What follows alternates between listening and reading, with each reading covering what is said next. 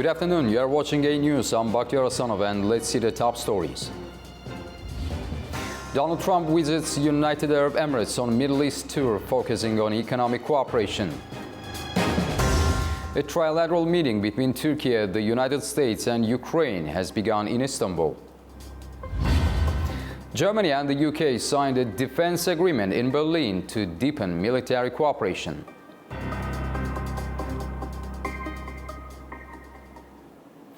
U.S. President Donald Trump has wrapped up a tour of the Gulf nations with a final stop in the United Arab Emirates, where he met President Sheikh Mohammed bin Zayed Al Nahyan. The leaders discussed expanding bilateral ties and the new Emirati pledge to invest in the United States. Donald Trump said he may return to Washington on Friday, though hinted he could stop in Istanbul for talks on Ukraine. The United Arab Emirates is keen on continuing to expand ties with the United States. That's what President Sheikh Mohammed bin Zayed Al Nahyan told U.S. President Donald Trump on Thursday during a meeting in Abu Dhabi. The announcement follows a pledge to invest $1.4 trillion in the U.S. Mr. President, the United Arab Emirates and the United States share a strong development-focused partnership. This partnership has taken a significant and unprecedented leap forward, especially since you assumed office, particularly in the areas of the new economy, energy, advanced technology, artificial intelligence, and industry. A testament to this is the UAE's plan to invest in the US in these sectors through the UAE investment bodies at a total value of $1.4 trillion over the next 10 years. We will work very hard to deserve it. I have absolutely no doubt that the relationship will only get bigger and better. Your relationship and mine can't get better, so I can't say it's going to get better because it's at the highest level it can be. Trump visited the UAE's capital city on Thursday, the last stop of a tour of the Gulf states after visiting Saudi Arabia and Qatar. The US president also said that he will probably return to Washington on Friday, although he said his destination is still unknown. Trump had earlier hinted that he could stop in Istanbul for talks on Ukraine. Thank you very much. The United States is expected to ease some sanctions on Syria in the coming weeks after President Donald Trump announced he would lift all sanctions at the request of Saudi Arabia's Crown Prince. Secretary of State Marco Rubio said waivers under the Caesar Syrian Civilian Protection Act would be used, allowing partial relief without full congressional repeal. The move prompted efforts by the Treasury and State Departments to manage the shift. Rubio, speaking in Turkey, said that the United States aims to support Syria's recovery after 13 years of war. The core of these sanctions are statutory under the Caesar Act. I've had members of Congress in both parties ask us to use the waivers authorities in that law. And that's what the president intends to do. Those waivers have to be renewed every 180 days. Ultimately, if we make enough progress, we'd like to see the law repealed, because you're going to struggle to find people to invest in a country when in 6 months sanctions could come back. We're not there yet. That's premature. I think we want to start with the initial waiver, which will allow foreign partners who wanted to flow in aid to begin to do so without running the risk of sanctions. I think as we make progress, hopefully we'll be in a position soon or one day to go to Congress and ask them to permanently remove the sanctions. A high-level trilateral meeting between Turkey, the United States and Ukraine has begun at the presidential Dolmabahce office in Istanbul. The talks are chaired by Turkish Foreign Minister Hakan Fidan ahead of a separate Turkey-Russia-Ukraine session scheduled later today. U.S. side includes Secretary of State Marco Rubio and President Donald Trump's Ukraine envoy Keith Kellogg. Ukraine is represented by Defense Minister Rustem Umerov and top presidential aides. President Volodymyr Zelensky signed off on the Ukrainian delegation on Thursday. As Ukraine and Russia are expected to start direct negotiations, people on both sides are reacting with a mix of hope, frustration and doubt. While some welcome the prospect of dialogue, others fear it will change little. While Ukraine and Russia are set to begin direct talks to negotiate a ceasefire, Reactions on the streets of both countries reveal a shared mood: scepticism, cautious hope, and fatigue. In Ukraine, where the full-scale war has entered its fourth year, many doubt that any negotiation with Moscow will bring real change. It seems to me Zelensky is doing what most Ukrainians would like him to do, but whether it will work, I think not. The only thing Putin understands is force. He doesn't understand talks. It will be yet another meeting, and then things will go on as they are now. Unfortunately, Ukrainians have been in this war for a very long time. The full-scale war has gone on longer than anyone expected. That's why, sadly, Ukrainians are already ready to make concessions, even territorial ones, just to stop further land grabs and killings, to bring this war to an end so things don't get even worse. In Moscow, some still cling to hope, but few expect a breakthrough. The hope is slender, but there is still hope. I fear that once again the dialogue with Ukraine will fail, unless there is some help from other countries, I mean US and Europe. Maybe something works this way. They're trying to push for this 30-day ceasefire. Putin will not cooperate. We need a long perspective peace, that's all. Many remain sceptical as Russia's President Vladimir Putin is not participating at the talks in Istanbul. However, a delegation will be there, led by Russian presidential aide Vladimir Medinsky, together with 3 other high-level delegates and 4 experts. All eyes are on Istanbul now, where both sides are expected to resume direct negotiations. But uncertainty looms. Delays, low-level delegations and contradictory international signals have cast doubt on the seriousness and potential outcomes of these talks. Are we witnessing a genuine effort toward peace or just another round of political theater? To help us unpack the stakes and implications, I'm joined by Alexei Haran, professor of politics, who joins us from Kiev, Ukraine. Mr. Haran, welcome to the program. Thank you very much. Professor Haran, let's begin with definitions. Can these be credibly called direct talks when Turkey and the United States are present at the table? Well, there are so many contradictory statements. Look, there were rounds of meetings where Rubio participated, where his assistant was participating. It's not clear for me how it will happen when we will have direct talks between Russian and Ukrainian delegations. As far as I understand, Turkey may participate, but Russia will not. The U.S. will not participate here. Well, let me here correct one thing. It was mentioned that both sides has low-level delegations. I wouldn't say so about Ukrainian delegation. It's led by Minister of Defense.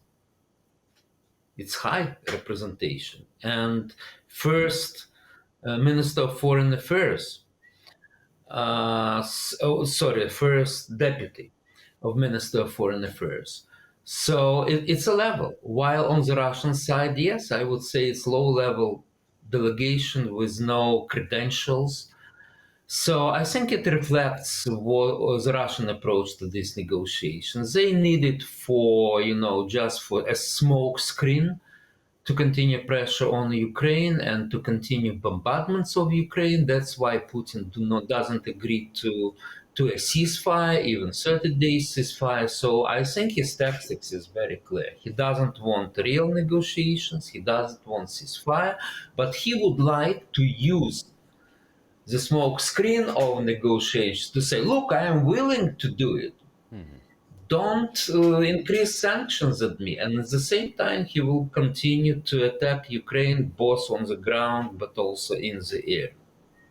Professor Haran, how do these Istanbul-based talks differ from the Saudi-hosted rounds that many now regard as failed or inconsequential? Well, what happened in Saudi Arabia was actually a preparatory stage. But for what?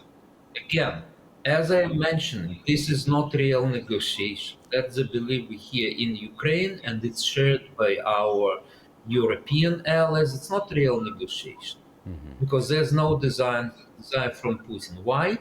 Putin understands the language of force. And unfortunately, what Mr. Trump is doing, President Trump is doing, he said, okay, I will press this side, I will press another side, but so far he didn't pressure Russia. He didn't increase sanctions on Russia. That's what we expected after Russia refused from proposals about ceasefire, which came from President Trump. And despite all the violations which Russia is doing, still there's no increase in sanctions. And now we hear about that there would be no move until Trump will talk directly to Putin. And for us in Ukraine, it looks like appeasement of Putin, frankly speaking. So it's not fully clear what Trump's position will be. So Turkey has played the role of mediator before, notably during the 2022 grain deal. What does Ankara hope to gain geopolitically by hosting these talks now? And how much influence does it realistically wield over either party?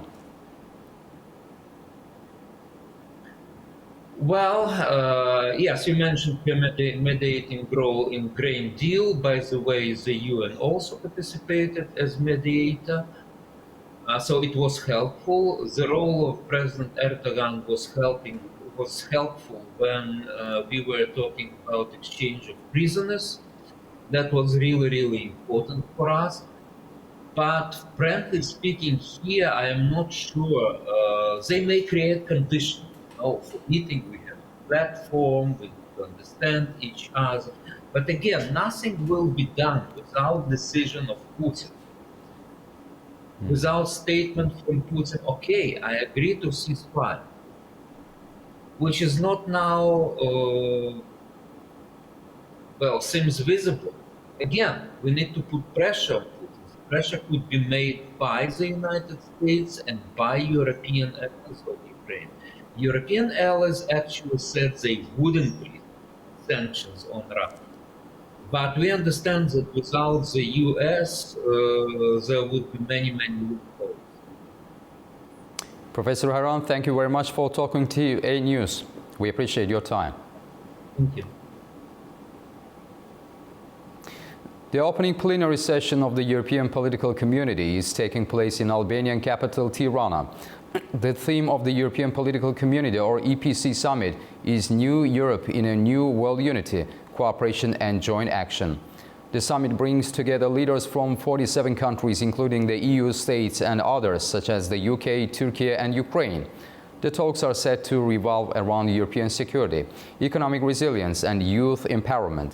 Azerbaijani President Ilham Aliyev also arrived to the Albanian capital to participate in the EPC Summit at the invitation of Albanian Prime Minister Edi Rama and European Council President Antonio Costa.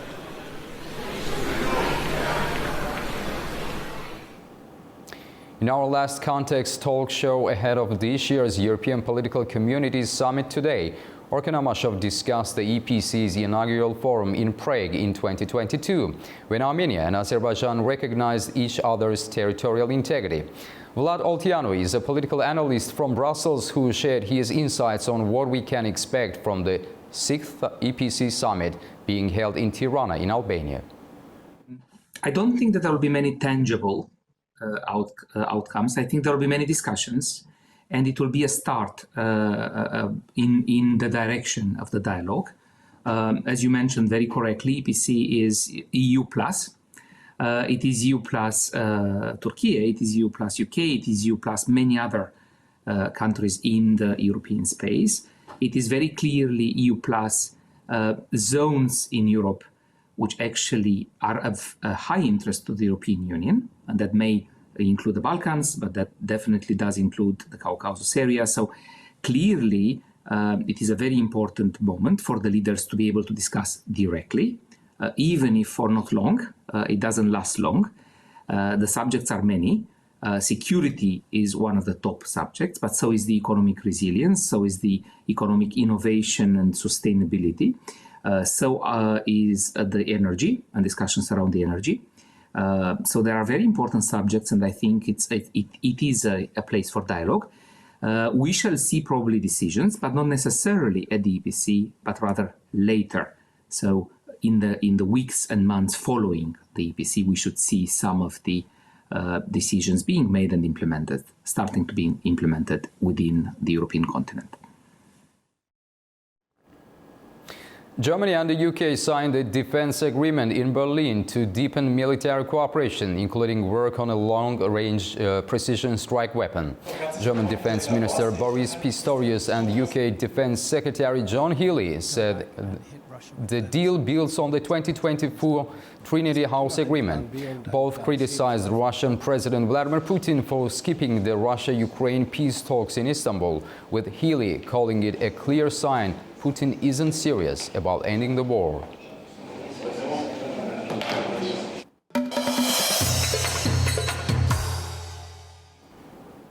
Turkey is doubling down on its economic engagement with Uzbekistan. During the Turkey-Uzbekistan Business Forum in Tashkent, Turkish Vice President Cevdet Yılmaz highlighted growing investments, strengthened trade ties, and ambitious future goals.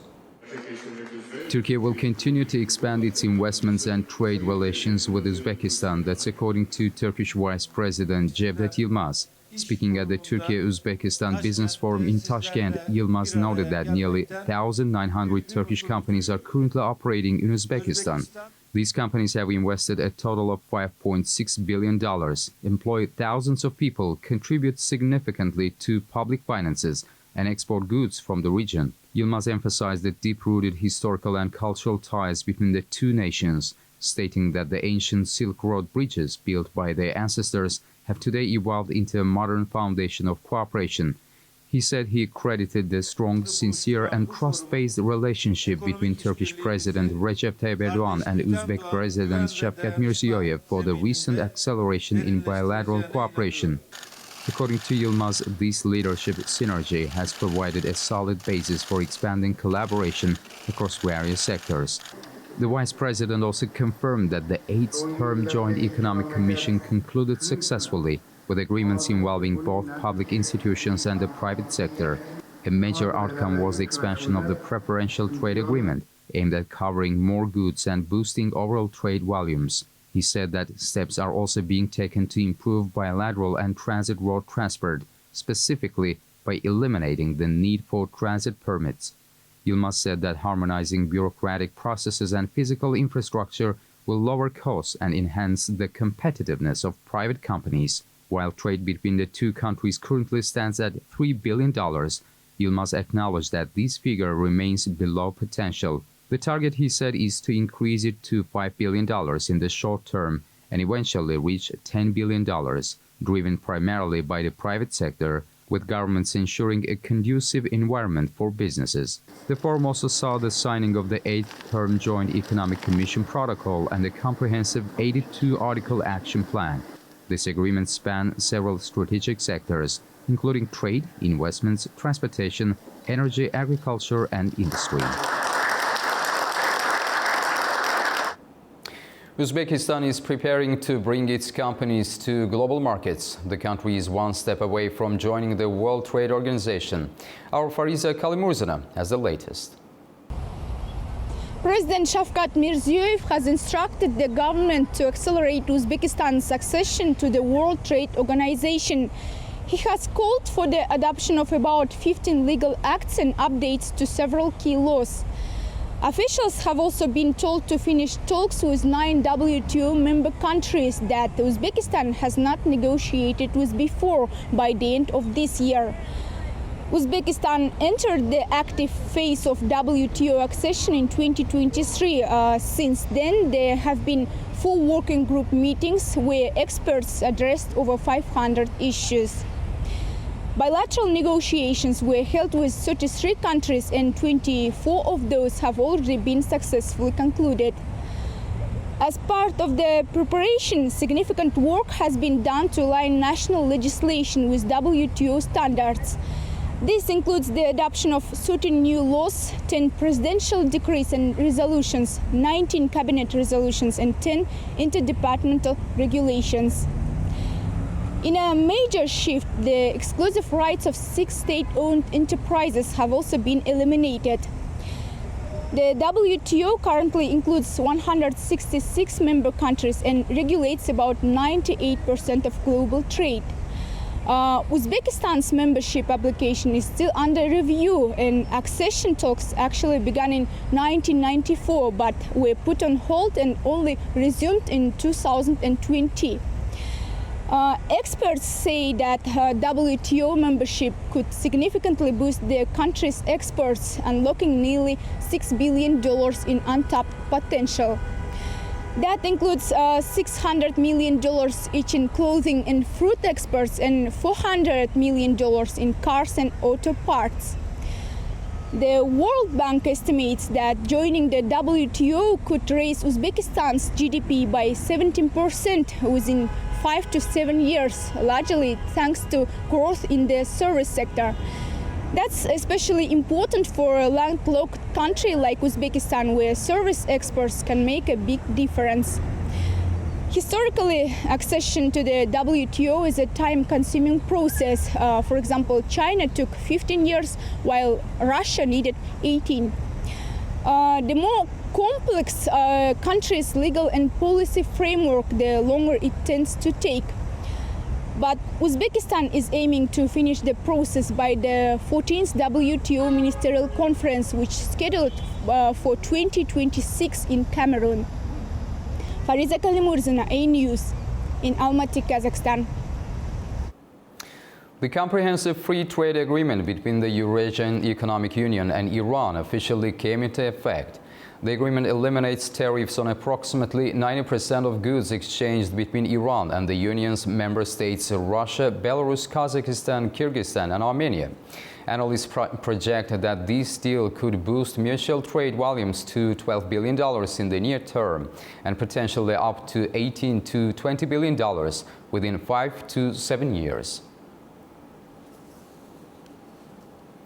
The U.S. Treasury Department has extended authorizations related to the provision of oil field services to the Caspian Pipeline Consortium and Kazakhstan's Tengiz Chevroil, confirming their exemption from current sanctions-related prohibitions.